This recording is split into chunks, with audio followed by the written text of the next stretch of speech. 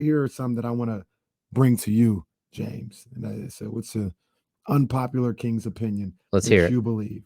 I'm in. Our guy John Bull. This is an interesting one. Guy John Bull says the Kings are in a better spot today because of Vladi's blunders than they would have been if Vladi made the right decisions. And he's really talking about drafting Luka and the pick swap situation.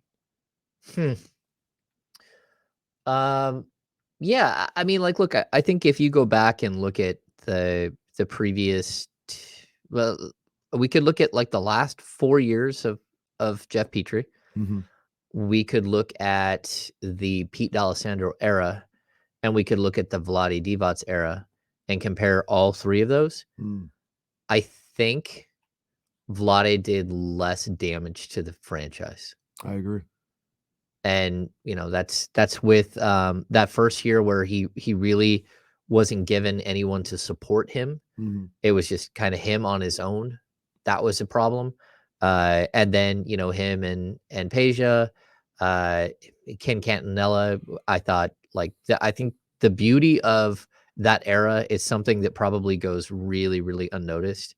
It's that Ken Catanella stopped them from making any egregious mistakes that hamstrung the franchise for years and years and years. Mm. If anything, you could say the Harrison Barnes extension was probably more than he probably should have got, but it was declining scale. And then the Buddy Hield contract, which everyone in the league lauded when I mean, like that's a great signing. They got such a steal at 86 million over 4 years. Mm. Um, those two, they didn't kill the franchise. Mm. You were able to get off of one of them, and you still have one of the players from the other, and it's on a declining scale, and it's really helped you.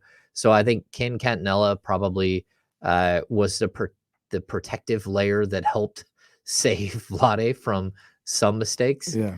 Um, yeah, interesting, right? Yeah. I mean, could Absolutely. he have set the franchise up better?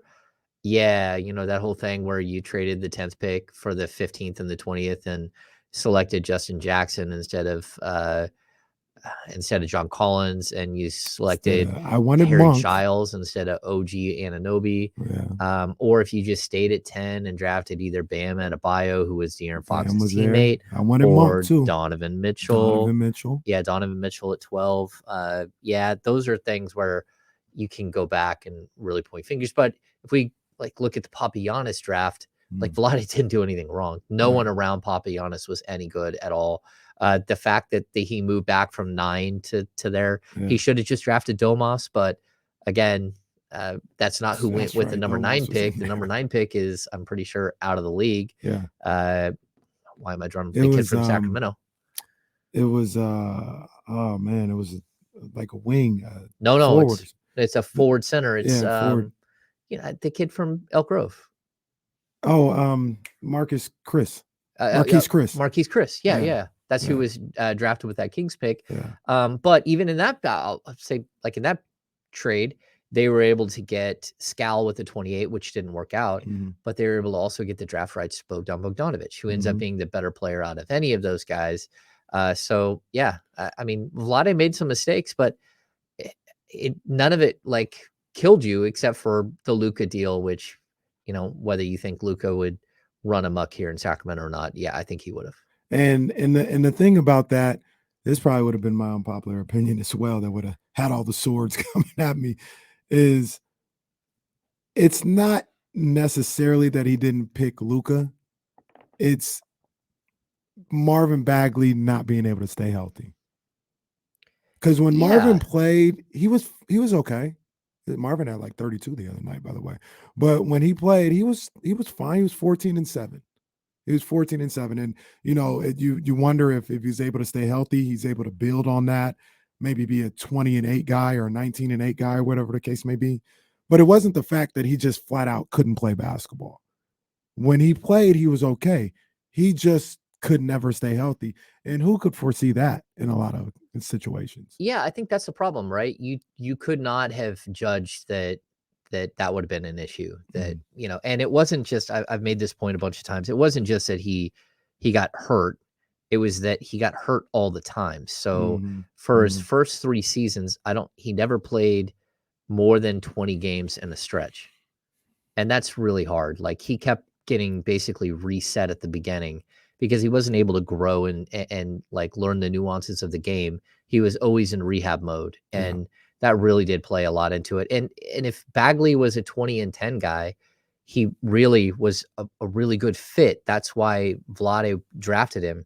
Like, I had so many conversations with Vlade, and it wasn't that they hated Luka. They had some concerns about Luka's off-court stuff. They had some Mhm. concerns about Luka in general. Mhm. No one, Which, to be like, fair, have kind of still reared their ugly head oh, today. Like, totally. he's a phenomenal ball player, but there's still concerns about how he approaches being a professional. Oh, totally. And they also knew that, like, that guy was a 19-year-old driving around Europe in, like, $200,000 cars, living the life every Mhm. single night. They knew his off the court stuff, but they also looked at Fox as, like, the answer, and Mhm. he ends up being the answer just down the road. Mhm. And they looked at Marvin as a really, really good fit next to him. It was always more about Marvin than it was about Luca. And I'll add this too. Like, I know, like, Mike Schmitz, who now is an assistant GM with the Portland Trailblazers, but who, was the draft expert for forever. Him and Jonathan Gavoni at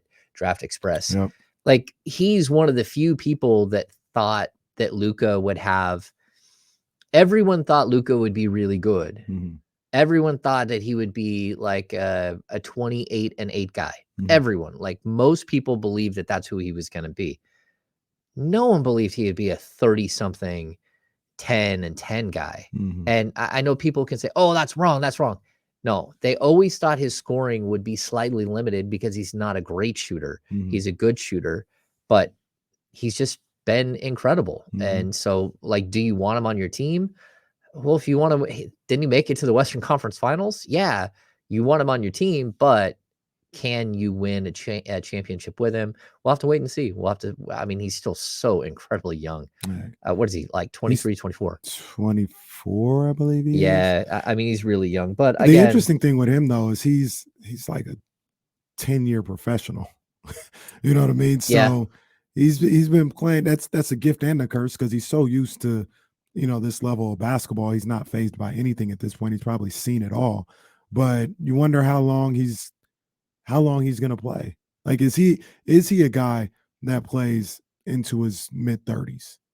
Because he has played at this level for so long at this point. no, I mean, it's legitimate. He just turned 24 on February 28th. Mm. So, I mean, he's so incredibly young. Mhm. And that's with, like, him being a four-time All-Star, three-time All-NBA already. So it is hard to say, hey, what mistake did we have here? Like, it's an egregious error, Mhm. but I don't know how much better you are as, like, an overall franchise, like, getting better. And, like, you certainly have a more valuable piece Yeah. because Luka is still more valuable, like, on the trade market, or in, like, when you're evaluating franchises. He's still a lot more valuable than either De'Aaron Fox or Domantas Sabonis. Yeah. Just as a player, he is Absolutely. considered a top 5 player in the league. And while Sabonis is played up to a top 5 player in the league, like, statistically, you still wouldn't put him in the same category if you're, like, evaluating players for trade. Yeah. And so, yeah, Facts. it's a little different. Absolutely. The other thing about Marvin that I will defend Vladdy about is, I mean, just think about that what was that, 2019 or whatever, that last Egger year. Bagley, Bagley was pretty. Did he make an All NBA or All Rookie team his Um, rookie year? Because he played really well that rookie year. He had a yeah. lot of people excited with the way he was able to play when he was able to play. Yeah, he was an all rookie player. And, again, like, people think that I hate Marvin or that I just bag on Marvin, and it's not that. It's just that I kind of feel for the situation, and on top of that, his dad didn't make anything better. Right. Like, he actually did more damage. That rookie season, he played 62 games, 14.9, 7.6. He had showed promise, a block per game. Mm-hmm. And I think everyone was excited about it. Mm-hmm. And it was the next season where, what did he break his hand in the first game of the First game. season? Yep. Kelly Oubre karate chopped him in Yeah. Phoenix. And then on top of that, he had, like, the 2 foot issues, right? So he Mhm, came back. He was really good for a game, and then went out again. And mhm. then he sat for like 8 games, and then he came back and like 2 days later hurt his foot again. Yeah, And it was like, okay, they shut him down. He played 13 games. It's just the fits and stops, like fits and starts. He never really got an opportunity to build on who he could be. And yeah. at the same time, he's got someone beating a drum off the side that's just causing so much distraction and embarrassment to the franchise Mhm. that it just became untenable. Yeah. And of course, James, is the India trip, that damn India trip, I think the Kings are still recovering, they're fatigued today because of the India trip. I'll tell you that, like, we want to like making fun of Luke Walton's first year and his second year. Like the India trip played into it. The broken hand by Marvin Bagley played into it. Everything went wrong at the De'Aaron start of that Fox that rolled his time. ankle at the end of practice. Like we Yeah. were walking in, and he just started limping off the court after practice, Mhm. and had a grade 2 and missed. He He missed was like, supposed to miss a month, and he missed, like, oh two no and a no, half he was weeks or something, supposed to right? miss 3 months. He missed 7 weeks. Still, Damn, he missed yeah, 7 weeks. yeah, it was that much time, but the fact that he came back so quick, and then that team was rolling, like heading Mhm. towards the, Towards the pandemic. I thought yeah. they were gonna make the playoffs. Yeah, actually, it all would have come down really to that night that it shut down between them and the Pelicans, Mhm. when the Pelicans refused to come out because the official and all that stuff had ref the game 2 nights earlier with Rudy Gobert. Yeah. Yeah, so My like, numbers could be slightly off, but didn't they have like a 25 game stretch at the second half of the season where they were like 19-6 or something like that? Like oh, I want to say they were 13-7, maybe and that it sounds a little came better. after the Buddy Hield Bogdanovich switch into the starting Hmm. lineup. Yeah. They were 13-7 over 20 games. Mhm. They were rolling. The one team that was ahead of them and the Pelicans was Memphis, and Memphis had like like a 56% win percentage against the rest of the season. Mhm. Like there was no way Memphis was going to hold on. And then the season ended. We get to the bubble, the whole thing blows up. Um, And to your point, um, you said it before. I agree with it. It is what it is. If they never had a bubble, Vlade Divac is probably still here as general manager. Well, yeah, and Bogdanovich is still on your team, and like Mhm. there would have been a lot of things different, Yeah. like very very different. Yeah. Like, It's crazy. yeah, we had a throwaway season after that, a Yeah. complete throwaway season where, again, you can point fingers at Luke Walton, but Luke Walton had like 5 players. Mhm. Like that's it. Like of that team, half of the team, more than half the team is out of the NBA Mm. completely. Daquan Jeffrey. Shout out to Daquan Jeffrey just got a 10-day from somebody. I saw that the other Knicks, I day. think. Yeah. Yeah, yeah. Shout But out to we're talking Daquan. about like Jamias Ramsey, Robert Woodard, Oh, Bob Woodard. Jabari Parker, Whew. Nemanja Bjelica, Glenn Robinson III, Hassan Oh, Whiteside, little dog. Justin James. Oh, I just got to Justin 7 James. players that are no longer in the league, Jeez. And and they were all getting playing time. like I didn't even have to try, and that was like 3 years ago. I Yeah. mean, like, was it even that? I mean, it's like 2 years ago. Yeah. That's what that roster is. They were all getting sick. Yeah. A couple other ones that I want, two more specifically that I want to address. Um, Trevor Kinsella. I follow Trevor. Yeah, he's a good follow. We have disagreements or agreements back and forth on Twitter.